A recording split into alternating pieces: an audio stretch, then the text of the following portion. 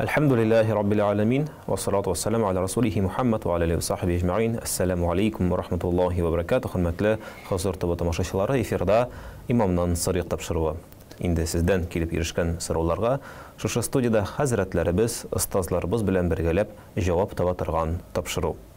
İndi cevaplarga kelgende bugün sizden kelip erişken sorularga hürmetli tamaşaçılarımız bizning Alabuğa rayonu imam muhtasibi Halim Hazret Şemsiddin cevap qaytaracak. Halim Hazret, assalamu aleykum ve rahmatullahi ve barakatuh. Wa aleykum assalam ve rahmatullahi ve barakatuh. İndi sizden şu studiyada ko'rgan bik şadbız. Sorularga ko'chgancha şu mene qadrli tamaşaçılarımızga islerini tushirib o'tasa kela. Узнаем о имама собачка hazır.ru degan bizning elektron adresimiz bor.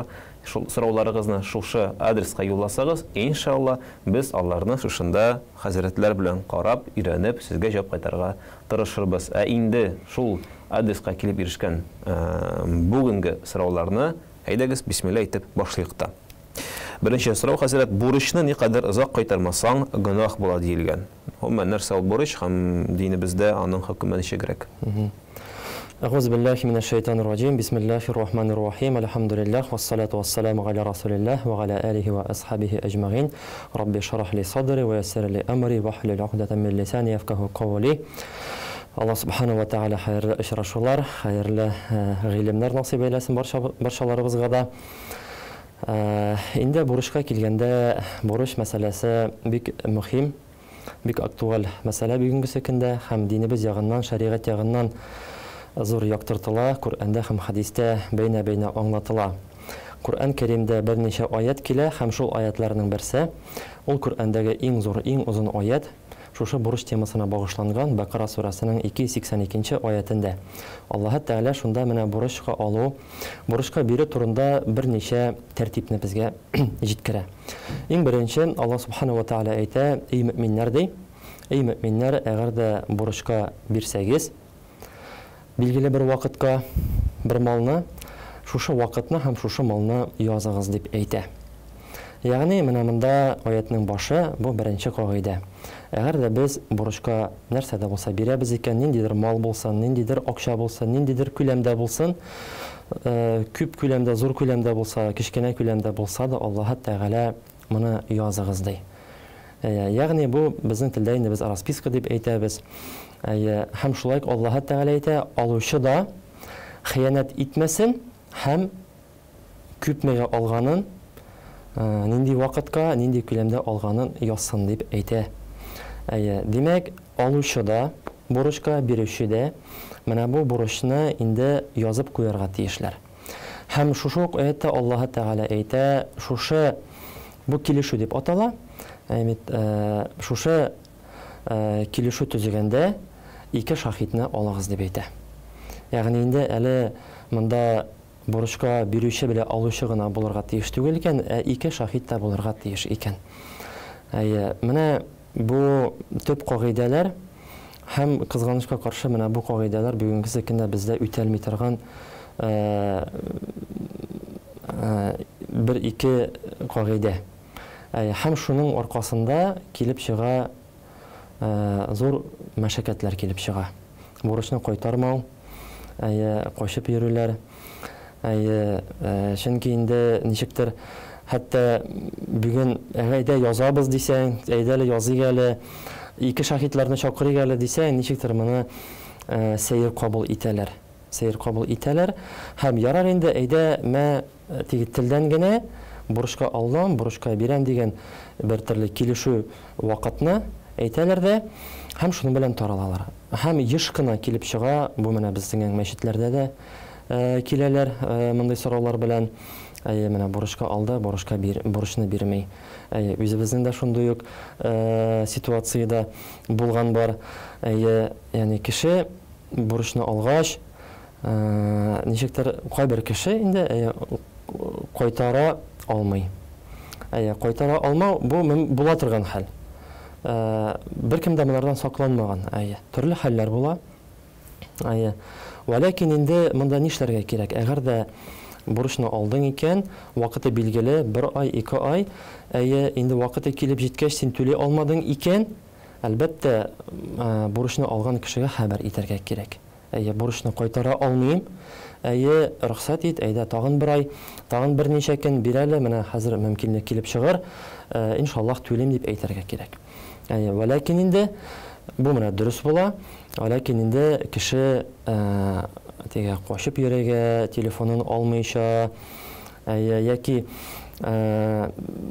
бурыч хуҗасы бурычны кайтарасыңмы дигәч, шалтырата башлагач, анарга теге ничектер гаепләп карарга тиеш түгел. Шуңа күрә менә язып кую, шаһидларның булуы бик мөһим. Һәм инде менә сорау бит күпме кайтармаска мөмкин. Монда бит вакыты билгеле булгач, менә шушы вакытка кайтарырга тиеш. Әгәр кайтара алмый икән инде, яңадан бу вакыт бурычны бирүче кеше белән сөйләшенергә тиеш. Бергә килешенеп.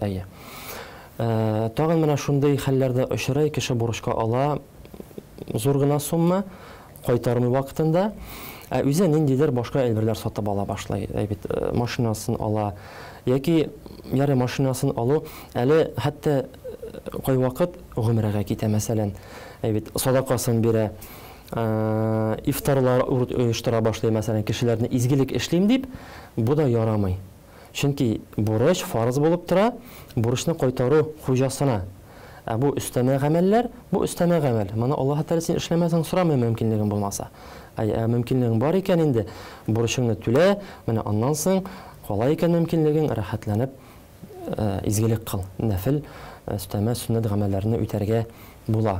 Мәсәлән, мин киләм дә әйтәм сездән, хәзрәт, менә ифтар үткәрәсем килә, акчам юк, миңа акча биреп торсагыз үткәрер идем, аннан соң кайтарыр идем дип әйтсәк, менә шулай килешсәк буламы алай? Ягъни инде үткәрәсе килә ифтарны. Менә Рамазан айы, Рамазан айы бетте, минем мөмкинлек юк. Мин бүтән кешедән акча алып торам, аңа да әйтәм, дустым, ифтар өчен генә алып торам. Менә бер 10 мең булсын, анда 20 мең булсын. Иншалла вакыт менә шулай срокны билгеләйбез, вакытында кайтарам. Ләкин Рамазаннан соң эшем бар анда. Менә ал вакытта шушы нәфил гыйбадәте өчен булса дип әйтгәндә, бурычка алу никадәр уңайлы яки кулай дип әйтгәндә. Юк, әгәр дә сораса кеше бирсә, бу дөрес була. Ният тә бар дип әйтәсез. Ният тә бар, бу дөрес була, алай икән, сорый икән, манарга бирәләр икән, ул шул ифтарларгамы, башка юлгамы тота, Аллаһ ризалыгы өчен, анары кайтара икән, әйбәт, яхшы, бу мөмкин. Вәләкин инде кеше бүтән бер әйбергә дип алып, ахырдан кайтармыйча, тагын нәрсәдер теге зыян ясый, ул вакытта инде әлбәттә тамашачыларыбыз бу аңлаша да кимилмичә. Күреп торабыз, кадерле җәмәгать, бурыч мәсьәләсе чыннан да бик җиңел мәсьәлә түгел, чыннан да инде күпме генә аны анализ ясак та әле бетер булмый, шуңа күрә иншалла сорауларыгыз кала икән, әгәр дә менә бүтән төрле бурыч мәсьәләсе калган икән, аларны юллагыз, иншалла җавап кайтара тырышыбыз. Әлегә без Салим хәзрәт белән шушы темада дәвам итәбез. Хәзрәт, менә бер сорау сез әйттегез, Коръәндә дә, хәдистә дә бу мәсьәләләр итә дип, менә бер аяттан кала тагын нинди аятлар, тагын нинди сөннәттә мисаллар бар бу бурыч мәсьәләсенә. Менә икенче аят бар, Аллаһ Тәгалә бу аятта әйтә, менә сез белән әйттек, әгәр дә кеше бурычка алып та инде вакытында кайтара алмый икән, менә Аллаһ Тәгалә бу вакытта әйтә, әгәр дә бурычка алган кешенең хәле авырайса, яки ул мохтаҗ булса, вакытында бирә алмаса, вакытны кичектерегез ди. Вакытны кичектерегез, һәм дәвамында әйтә, әгәр дә ул гомумән бирә алмаса, гафу итсәгез шушы бурычны, ул сезнең өчен хәерлерәк дип әйтә. Ягъни бурыч биргән кеше, әгәр дә мөмкинлеге бар икән, менә шушы бурычны кичектерергә вакыт, иң беренче, кичектергән өчен дә анарга әҗер савап бара. Һәм дә әгәр дә бөтенләй бурычны кайтара алмыйлар икән, гафу итә алса, бисмиллах, Аллаһ ризалыгы өчен гафу итә, һәм ул анарга садака булып китә, һәм Аллаһ Тәгалә бу сезнең өчен хәерлерәк дип әйтә. Әлбәттә, бу зур әҗер савапка ия булачак бу кеше. Һәм Пәйгамбәрбез саллаллаһу алейхи ва саллям да үзенең хадисендә әйтә, кемдә кем кыямәт көнендә Аллаһ Тәгаләнең мәгъфирәте белән шатланасы килсә, ул бурычка биргән кешегә бурычының вакытын кичектерсен, я аны гафу итсен дип әйтә. Менә шундый Аллаһ Тәгаләнең һәм Пәйгамбәребез саллаллаһу алейхи ва сәлләмнең киңәше. Гомумән, тормыш безнең бит инде бу дөнья белән генә бетми, ахират дөньясы бар. Кешенең күп кенә туганнары, дуслары килсә дә кабергә дип әйтсәк инде, алар кире кайтып китә, әмма эш гамәлләре аның белән бит инде кала. Бурыч каламы? Безнең халыкта инде шундый әйтем бар, бурычлы үлмәс дигән шундый әйтем бар, ләкин бурычлы да үлә. Әлбәттә, бурыч алганда иң беренче шундый ният белән алырга кирәк, аны вакытында түләп бетерү нияте белән. Һәм хадистә дә килә, Пәйгамбәрбез саллаллаһу алейхи ва сәлләм әйтә, кемдә кем бурычны түләү нияте белән алса, Аллаһ Тәгалә анырга җиңеләйтә түләргә. Кем инде түләмәячәкмен дигән ният белән алса, Аллаһ Тәгалә аны хәлак итә диде. Димәк, мондай ният. Һәм инде түләп бетерергә тырышырга кирәк, чөнки чыннан да белмибез иртәгә нәрсә була безнең белән. Әгәр дә без иртәгә китеп барсак, кем түли безнең бурычны? Үлгәп кенә кеше бурычтан котыла алмаячак. Һәм хәтта инде менә Пәйгамбәрбез саллаллаһу алейхи ва сәлләм дә ул җаназа укыганда шундый сорау бирә торган булган, бу мәйтнең, бу вафат булган кешенең бурычлары бармы дип. Әгәр дә бурычлары булса, анырга җаназаны укымаган, яки башка кешеләргә әйткән, сез инде укып җаназаны тәмамлагыз дигән. Бүгенге көндә менә кайбер җирдә мондый тәҗрибә бар, хәтта безнең Татарстанда да бурычы бармы дип җаназа вакытында сорыйлар. Әгәр дә ни өчен кирәк? Яңадан менә шушы, бәлки әгәр дә бу вафат булган кеше бурыч алып та вафат булды икән, һәм туганнары аны белә икән, инде бу вакытта туганнары аны түләргә тиеш. Иң беренче чиратта вафат булган кешенең калган мирасыннан. Әгәр дә имам моны сорамаса, туганнар бу мәсьәләгә игътибар бирмәскә мөмкин. Үлде, бетте, безнең эш түгел, инде хәзер без анысын җавап бирмибез дип онытырга мөмкиннәр. Булай искә төшереп, әгәр дә мирасы калып, аның мирасыннан бу бурыч түләнсә, бу аның өчен бик хәерле эш була, әҗер савап була. Чөнки шулай хадистә килә, Пәйгамбәрбез саллаллаһу алейхи ва сәлләм әйтте, бурыч өчен кеше кабердә газаплана диде. Һәм әгәр дә инде шушы вафат булган кешенең мирасы калган икән, байлыгы калган икән, шушы мирастан бурычны түлиләр. Әгәр дә калмаган икән, бурычы калган, мирасы калмаган, булырга мөмкин. Бу вакытта ниндидер бер туганы, яки дусты, яки күршесе, танышы үз ихтияры белән мин аның бурычын түлим дип үз өстенә алырга мөмкин. Бу да хәерле садака була, ләкин мәҗбүри түгел. Әгәр дә бурычы малы калмый икән инде, бу вакытта кемдер моны үз өстенә алырга, үзенең кесәсеннән акча түләргә, бурычны түләргә мәҗбүр түгел. Һәм шулай ук икенче яктан инде шулай хадис бар, Пәйгамбәрбез саллаллаһу алейхи ва сәлләм әйтә, әгәр дә бурычлы кеше вафат булгач ди, бурычын түләмичә вафат булса, ул шахид булып үлсә дә, аннан яңадан терелсә, аннан тагын шахид булып үлеп тагын терелсә, аннан тагын шахид булып үлеп тагын терелсә дә, бурычын түләмичә ул җәннәткә керми дип әйтә Пәйгамбәрбез саллаллаһу алейхи ва сәлләм. Шуңа күрә үлеп бурычтан котылып булмый. Бурычны алганбыз икән, инде без, мөхтәрәм җәмәгать, шул бурычны вакытында түләргә тырышырга тиеш, сәбәпләрен кылырга, дуга кылырга. Һәм Пәйгамбәрбез саллаллаһу алейхи ва сәлләмнең бер хадисе бар, бер дугасы бар. Анда ул хадистә берничә әйбердән Пәйгамбәрбез Аллаһ Тәгаләгә сыена. Һәм шуның бер өлешендә Пәйгамбәрбез саллаллаһу алейхи ва сәлләм әйтә, я Раббым, Алла бурычларымны түләргә мөмкинлек бирде. Бурычтан җиңеллек бирде дип дуа кыла. Инде бу бурыч дигән әйбер, ул бит инде кеше хакы. Инде чыннан да гөнаһларда, гөнаһ вакытында менә Аллаһ Тәгалә каршында гөнаһлар бар, кеше алдында гөнаһлар бар дип әйтәбез бит инде. Бурыч алганда да кеше хакы. Шуңа күрә кыямәт көнендә, мәсәлән, шундый хадислар ишеткәнем бар, җәннәткә керергә тиешле кеше дә капкасы каршында басып тора, ней кертмәде дигәч, бурычы кертмәде дигән. Мондай хәдисләр дөресме, алар бармы? Әллә теге инде безгә әби бабайлар теге шушы бурычны вакытында кайтарыр өчен өйрәткән генә микән? Менә мәгънәсе буенча ул менә без алда әйткән хәдискә туры килә. Булырга мөмкин. Менә ул бурычлы җәннәткә кермәс дигән менә хәдисне искә алдык. Мәгънәсе буенча туры килә. Аллаһу алам. Теге бөтен хәдисләр, күп хәдисләр бу тема буенча булырга мөмкин. Инде күреп торабыз, шуннан да әле бурыч темасының бер өстен генә карап алдык дип әйтик. Инде һәр кешенең төрле очракта, төрле күләмдә бурычлары бардыр, яки аласы бардыр, яки бирәсе бардыр. Ничек кенә булмасын, әгәр дә бу темада сезнең шикләрегез калды икән, кадерле тамашачыларыбыз, әлбәттә аларны юллагыз. Иншалла, бәлки нәкъ менә сезнең сорау калган кешеләрнең дә борчыдыр. Шуңа күрә сорауларыгызны бирергә оялмагыз. Инде хәзрәт дәвам итәбез. Алдагы сорау тамашачыларыбыздан килеп ирешкән. Әгәр дә сатучы сатыла торган әйбергә кафалат, ягъни гарантия бирсә, аннан ул әйбер эштән чыкса, сатучы өстендә моның өчен гаип буламы? Мәсәлән, бирде 1 елга гарантия бирәм ди, ватылмыйчак ди, ләкин ватылды. Монда шулай ук менә бу сату алу темасы безнең динебездә шулай ук мөһим бүгенге көндә, чөнки күп кибетләр, заводлар, әйбит biz гади кешеләр бит үзебезнең көнкүрештә нәрсәдер алабыз, нәрсәдер сатабыз. Бу мәсьәлә белән бик очрашабыз.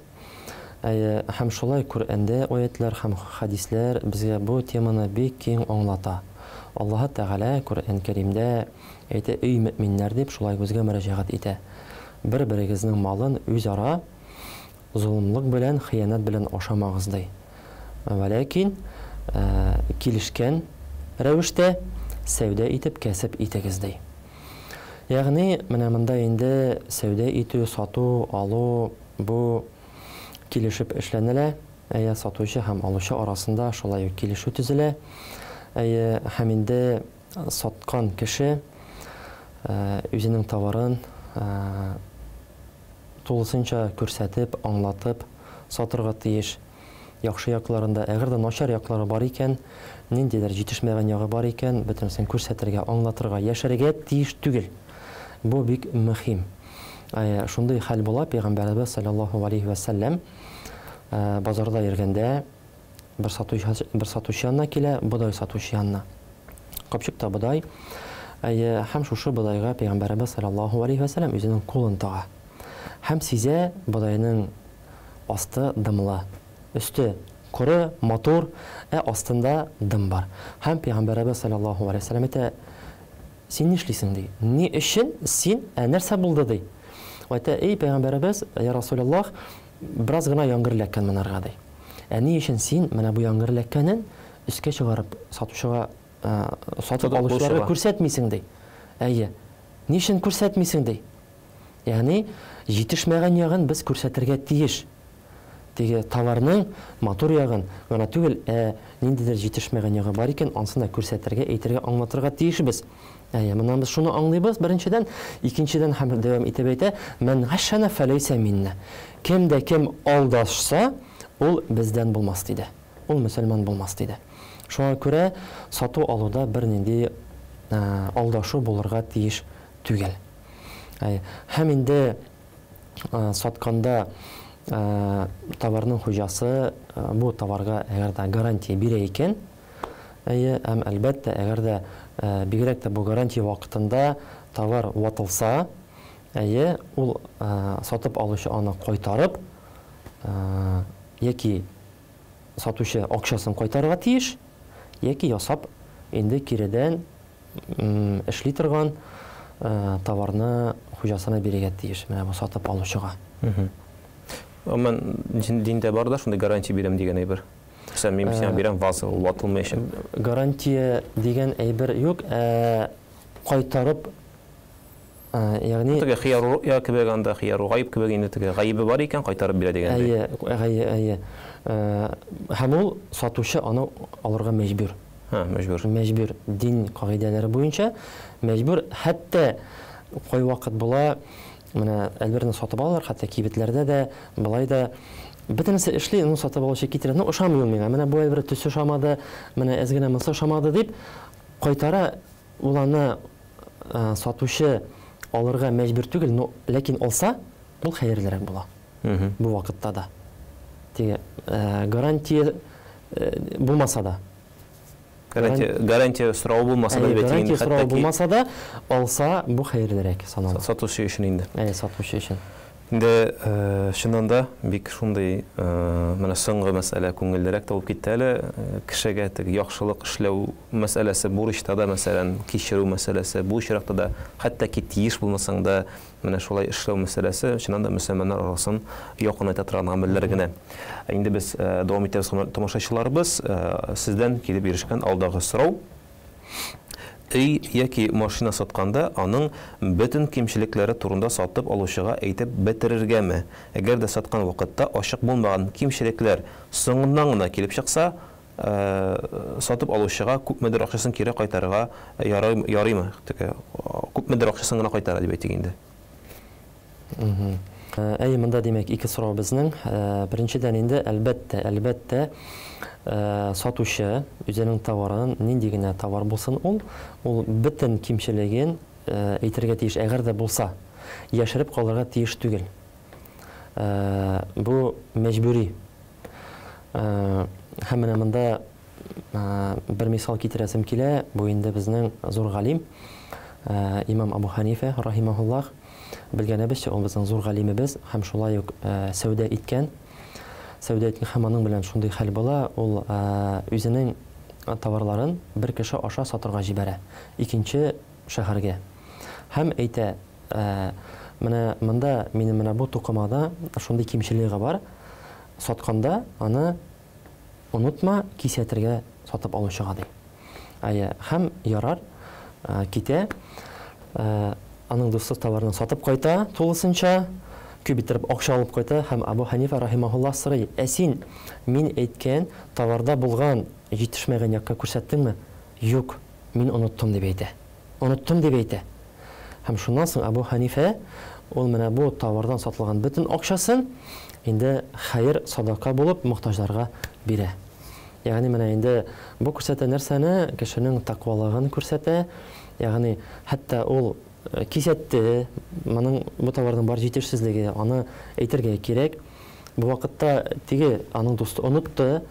Абу Ханифа бу акча аның хәләл, чөнки ул кисәтте. Әйе, үзенә алып кесенә салса да, бу хәләл акча. Ләкин инде ул барыбер менә әйтелмичә сатылганы өчен бу акчасын садака итеп менә тапшыра. Шуның кебек без дә һәр вакытта да товарның бөтен кимчелекләрен әлбәттә күрсәтергә тиеш. Икенчедән, һәм инде товарны алгач, әгәр дә товарның ватылып китсә, җитешмәгән ягы ачыкланса, сатып алган кеше, бу вакытта ул аны саткан кешегә кайтарырга, һәм саткан кеше аны акчасын кайтарырга тулысынча тиеш. Күпмедер өлешкә түгел инде. Тулысынча кайтара, яки килешү буенча җитешмәгән ягын яңадан ясый, ремонтлый, һәм аннан соң яңадан кайтара ала инде. Бу шул гарантия кебек килеп чыга инде.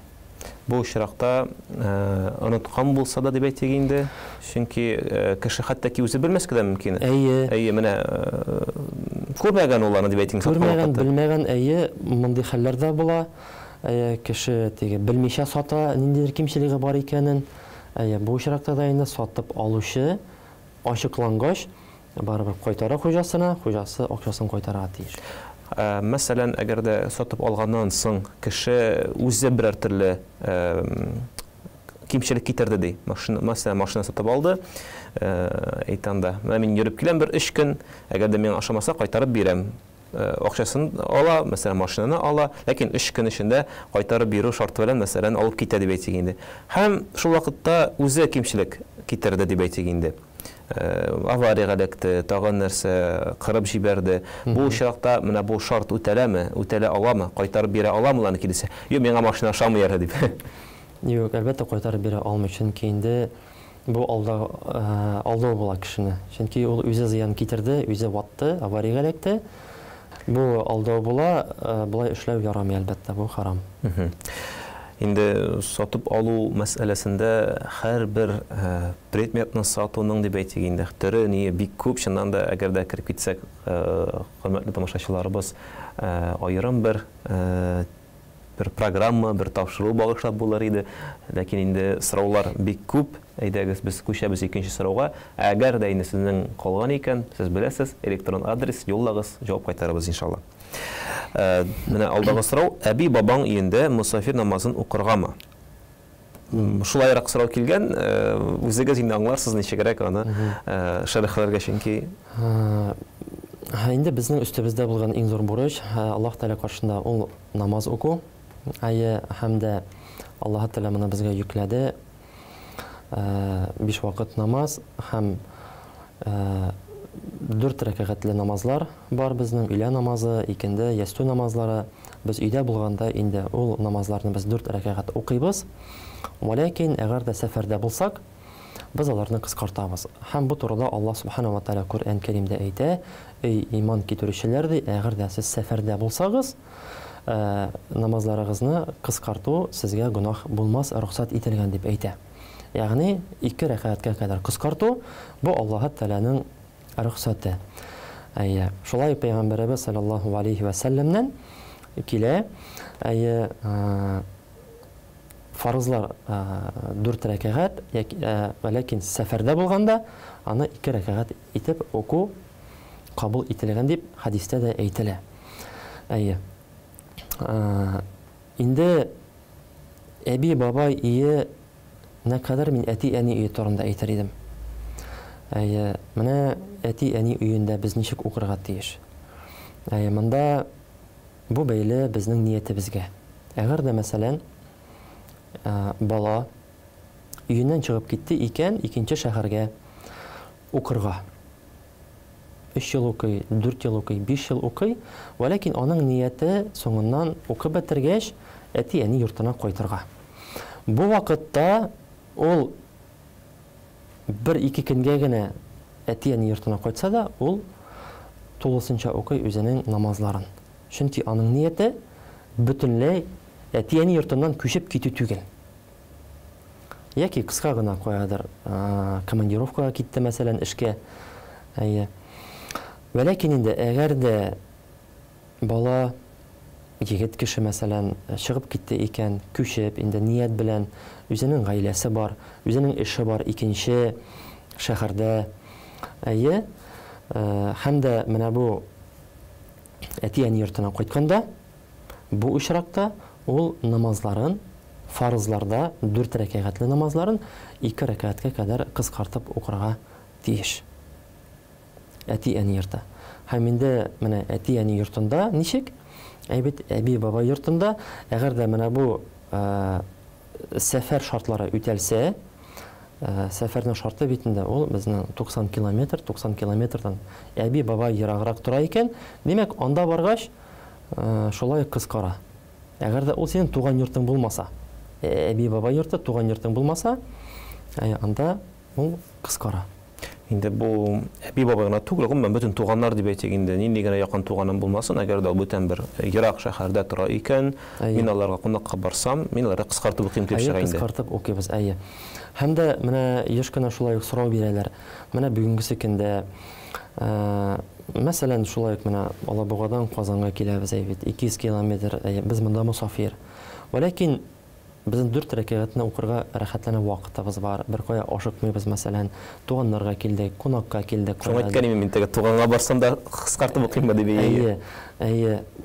Вакыт бар, дөньялар Аллаһка шөкер тыныч, беркем ашыктырмый, бер кая кумыйлар. Сорау бирәләр: "Хәзрәт, тутырып укысам дөресрәк булмасмы, хәерлерәк булмасмы?" дип. Бу турыда бер сәхабә Умар ибн Хаттабка шундый сорау бирә. Дөньяларыбыз имин, бер кая ашыкмыйбыз, 2 рәкъәт түгел, 4 рәкъәт итеп укысак ярамасмы, дөресрәк булмасмы ди. Умар ибн Хаттаб әйтә: "Мин менә шушы сорауны Пәйгамбәрбез саллаллаһу алейхи ва сәлләмгә бирдем" ди. Һәм ул әйтте ди, бу Аллаһ Тәгаләнең бүләге сезгә, һәм шушы бүләкне кабул итеп алыгыз дигән. Кабул итеп алыгыз. Шуңа күрә инде сәфәрдә икәнбез, туганнарда, башка җирдәме вакытыбыз булса да, мөмкинлегебез булса да, без 4 рәкъәгатле фарыз намазларны 2 рәкъәткә кадәр кыскартырга тиеш. Бу Аллаһның бүләге, җәмәгать. Инде әле сораулар әлбәттә күп. Бу намаз кыскарту мәсьәләсе буенча менә шул үзегез әйткәч кенә сорау бирәсем килә. Мәсәлән, шул Алабугадан Казанга 200 чакрым икән, һәм сез шул юлны үтәсез, монда сез мусафир, мәсәлән, юлда бик яраткан безнең Мамадыш юлында бер туктап арыган юлчылар хәл ала дигән бер җырыбыз да бар бит. Мәсәлән, анда мәчет тә бар. Сез дип әйтегез инде үзегезнең мисалда, менә шушы юлда анда мәсәлән әле 50 генә үттегез дип әйтегез инде. Бу бит әле мусафир юлы түгел. Аннан соң гына мусафир дип әйтәбез бит инде. Шушы юлда без намазны инде кыскарта алабызмы? Алабуганың шиген үтүгә дип әйтегез инде. Кыскартабыз, чөнки безнең ният инде Казанга килү, Казан ул 200 километр. Без шушы Алабугадан чыгып киттек. Мәсәлән, 50 километрдан Мамадышта намаз вакыты керде, туктап укыйбыз өйлә намазын 2 рәкъәт. 2 рәкъәт. Чөнки без үзебезнең тора торган җирлектән чыгып киттек, һәм ниятебез тагын шушы сәфәр 90 километр, аны үтү, Казанга килү. Аңлашылды. Минемчә, менә бу һәр кешегә тиядер, чөнки мәсәлән, ярар җәй көнендә иртәдән чыгып китеп, син икендегә кадәр бик зур юллар үтә аласың инде. Кыш көне иртәдән чыгып китеп, син инде акшамда керергә мөмкин, икенде керә дип әйтә инде. Шуңа күрә шул ягы да бар. Хөрмәтле тамашачыларыбыз, инде игътибарлы булсак иде үзебезнең намазларыбызга. Инде Хәлим хәзрәт алга таба дәвам итсәк тә буладыр. Әгәр бер кеше ашу чыккан вакытта дип әйтгәндә башка кешегә утыртам мин сине дип янаса һәм вәгъдәсен тутмаса, аңа нәрсә эшләргә? Гомумән, мөселман кеше башка кешене алай куркыта аламы? Ашу чыкты бик каты, мин сине гаебен табам да утыртам әле барыр дип теге әйтеп, чынлап бирде дип әйтгәндә үзенең вәгъдәсен, ләкин үтәми тынычланды, тагын нәрсә, бүтән нәрсә булырга мөмкин. Юк, алай куркыту ярамый. Бу тыелган эш. Шундай вакыйга була. Пәйгамбәрбез саллаллаһу алейхи ва саллям үзенең сахабалары белән бер сугышка чыгып китәләр. Һәм инде бер җирдә тукталып куналар. Һәм шунда берничә сахаба бер сахабаның сугыш коралларын яшереп куялар. Бу сахаба йоклый, ял итә. Аның була оклары, җәяләре, кылычы, бит аны яшереп куялар. Һәм бу сахаба уянып китә дә, кары янында кораллары юк. Бу курка. Нәрсә булды? Кем урлады икән дип. Һәм теге сахабалар көлеп җибәрәләр. Һәм шуны Пәйгамбәрбез саллаллаһу алейхи ва саллям сорый: "Нәрсә булды? Ник көләсез?" ди. Һәм алар әйтәләр: "Менә безнең кардәшебезнең без сугыш коралларын яшердек, уянып китте дә курыкты, без шунардан көләбез" диде. Һәм Пәйгамбәрбез саллаллаһу алейхи ва саллям әйтә: "Бер мөселманга икенче мөселманны куркыту ярамый, тыелган, харам" дип әйтә. Менә бу безгә инде бер мисал. Бер кеше икенче кешене куркыта алмый. Һәм шулай ук икенче хадистә Пәйгамбәрбез саллаллаһу алейхи ва саллям әйтә: "Бер-берегезне хәтта шаярып та куркытмагыз" ди. Хәтта шаярып та куркытмагыз ди. Менә бар бит әле шундый чираклар, мәсәлән, иңгә килеп керәсен, кеше отын сүндерә дә, каршы алучы дип әйтгәндә, сине монда кырыйдан килеп чыгып, яки теге җитез генә килеп чыгып куркытырга мөмкин. Менә андый шаярып куркытулар шулай ук ярамый килеп чыга. Шулай ук ярамый, бу күркәм гамәл түгел. Менә безнең шулай таралган инде, менә мондый гадәт безнең җәмгыятьтә кызганычка каршы таралган. Хәтта кызганычка каршы безнең календарда шулай бер көн бар име. Кешене көлдерү, кешене куркыту, алдау көне бар. Әлбәттә, бу дөрес түгел. Менә бу 1 апрель битендә көлке көне диләр, алдау көне диләр. Әлбәттә, мөселман кешесенә бу эштә катнашырга ярамый. Инде монда тыңлап торучылар бардыр, теге арттан килеп куркытырга ярата бит кайбер кешеләр. Ярамый дип хәзер уйлап куючылар бардыр инде. Ничек кенә булмасын, әйдәгез үзебездән башлыйк. хөрмәтле тамашачыларыбыз, чыннан да менә уйланырлык сүзләр бүген күп әйтелде. Бигрәк тә менә соңгысы үзебезнең ияләшкән зонадан дип әйтик инде чыгарга. Монда безгә Хәлим хәзрәт куша, шуңа күрә ияләшә торыйк, өйрәнә торыйк. Хәлим хәзрәт, инде бүгенгә без сезнең белән саубуллашырга мәҗбүр, чөнки безнең вакытыбыз чыкты. Ләкин иншалла әле сораулар да калды. Һәм әле бу тапшыруны караганнан соң безнең тамашачыларыбыз сораулары да туачак. Иншалла алар килешкә, булар Хәлим хәзрәткә дип безгә язып җибәргәч тә, без сезне чакырыбыз, каршы алырбыз. Бүгенгә инде сезнең белән саубуллашырга мәҗбүрбез. Ассаламу алейкум ва рахматуллаһи ва баракатуһ. Ва алейкум ассалам ва рахматуллаһи ва баракатуһ. Хөрмәтле тамашачыларыбыз, чыннан да һәрбер әйбернең вакыты чыга. Менә безнең тапшыруында инде вакыты чыкты. Ни кызганыч, ләкин әле бездән аерылмагыз. Алда Хызыр ТВ каналында күңелле һәм кирәкле, файдалы тапшырулар сезне көтә. Без бары тик инде имамнан сарык тапшыруын төшерүче команда гына сезнең белән саубуллашып торабыз. Ассаламу алейкум ва рахматуллаһи ва баракатуһ.